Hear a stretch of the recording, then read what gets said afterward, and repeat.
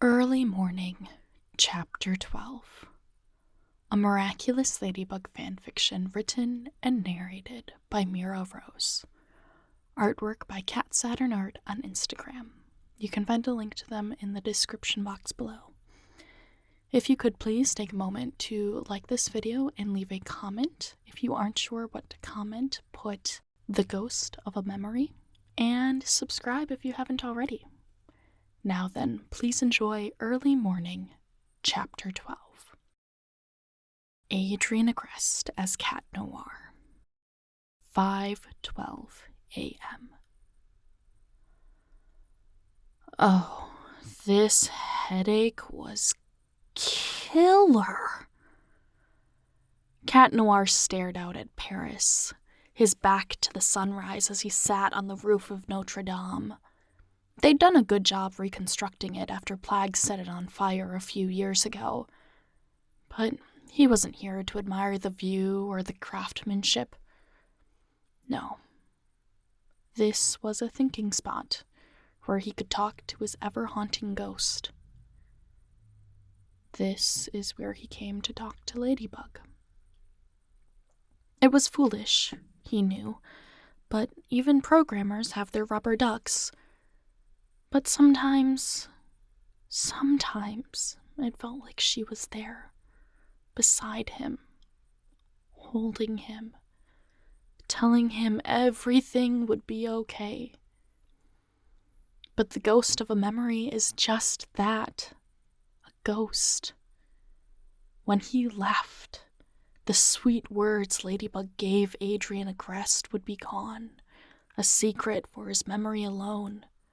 Words they'd shared so carelessly, he didn't realize how precious they were. Well, no, that wasn't quite true. In his time dating Ladybug, every day felt like a dream. An exciting marmalade spread he'd never tasted before. While there might be bitterness in the back of his throat that she accepted him wholeheartedly but not Cat Noir, despite all his efforts, the words she spoke to him were intoxicating like candy, and he journaled them like revelations from a prophet.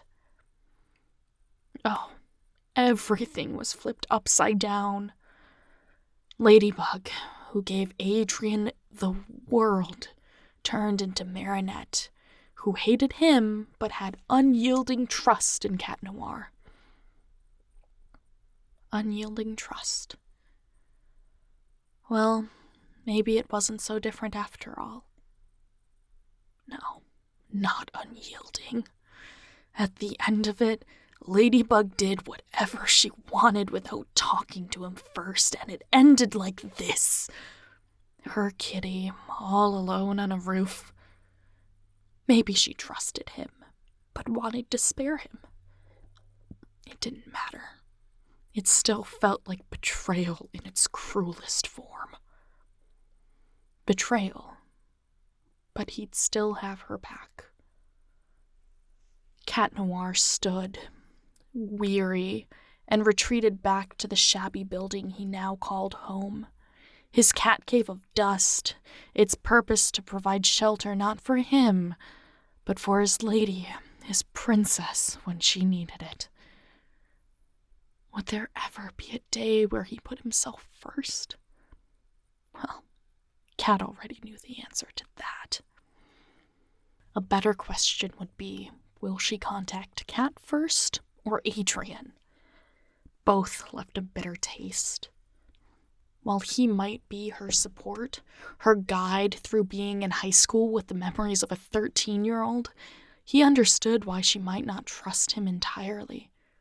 How many times had he redirected her thoughts and questions, or blatantly told her not to worry about something? Even the best parents make mistakes, so how could he, an unqualified guardian, be the best for her? But when he saw her walking down the street, approaching his under-construction tea house, all his doubts melted. He would do anything for this girl. It was a toxic relationship for him, but he didn't care. He'd lose himself for her again and again, no matter how the acid warped him. "Hey," he said, touching down beside her. She flinched in surprise, then exhaled into a smile. "Hey," she replied. It was so different than yesterday. It broke his heart. He should be celebrating her trust in him, but it emphasized that he doubled as her public enemy #1. "What you doing here?" "I wanted to check something with you." "Which is?" He pressed in his pin, and the front door unlocked. Was... Marinette drew a breath. "Was Hawkmoth actually Gabriel Agrest?" Smart girl. Fact-checking Adrian before moving forward. "Yes," he said, holding her eyes. "Yes, he was." "So, Adrian, she cleared her throat. Adrian had to fight his own father? As Aspic?" "No." Cat shook his head. "He turned his miraculous back into you, and you gave it to LUKA instead." "LUKA?" She tilted her head. "Who's LUKA?" "Oh, he done goofed. A Viperian." "Oh, so he's LUKA?" "Yeah, you two dated for a bit." "Wait, really?"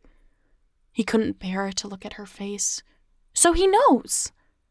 "No, you dated him as Marinette, and you broke up because you kept ditching him for ladybug duties. At least, that's what Alia told him." "Oh." She studied the floorboards. Was I really that busy? As Ladybug?" "Hawkmoth, on a slow day, akumatized 2 people. You can only slip away so many times without being suspicious or hurting someone's feelings." She still hadn't stepped inside. "That happened to you as well?" He cleared his throat. "I had a failed relationship, but I don't think that was just because of my double life. But..." He spared her a glance, stomach turning. "I also had a great one, until everything went down." She stiffened, realizing he spoke about her. "Oh, right." "Are you coming inside?" She looked up, nodding. "Hey," she began, stepping through the threshold. "Yes?" "Should we pick up where we left off?" Cat narrowed his eyes. "What do you mean?" "Date."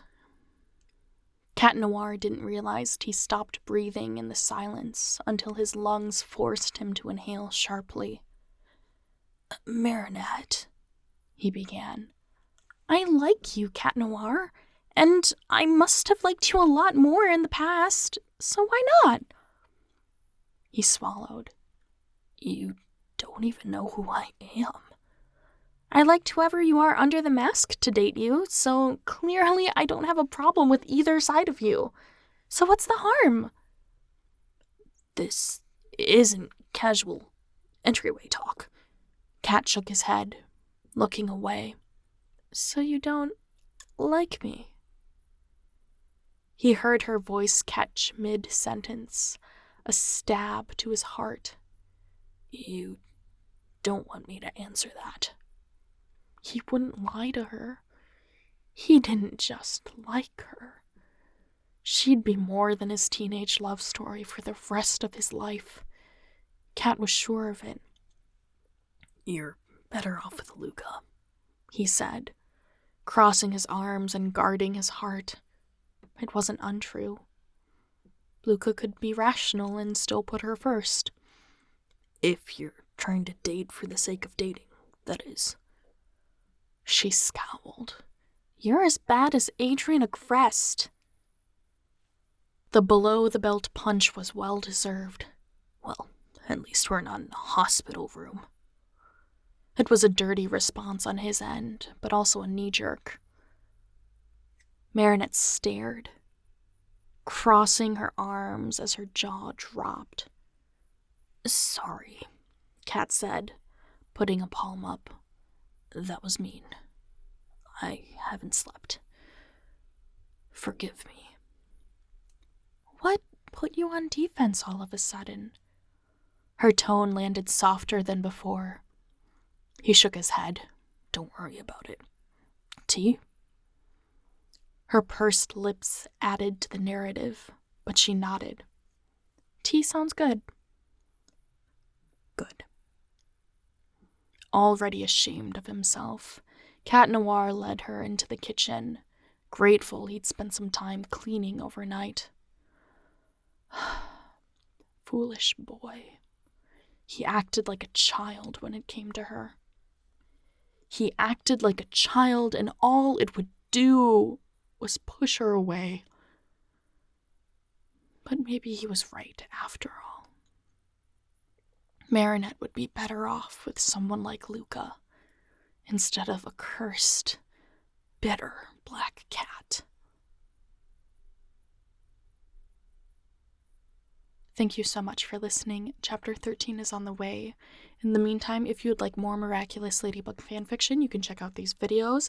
And if you are listening to the end and know what to comment, put Cursed Black Cat. I will catch you in the next one. Bye!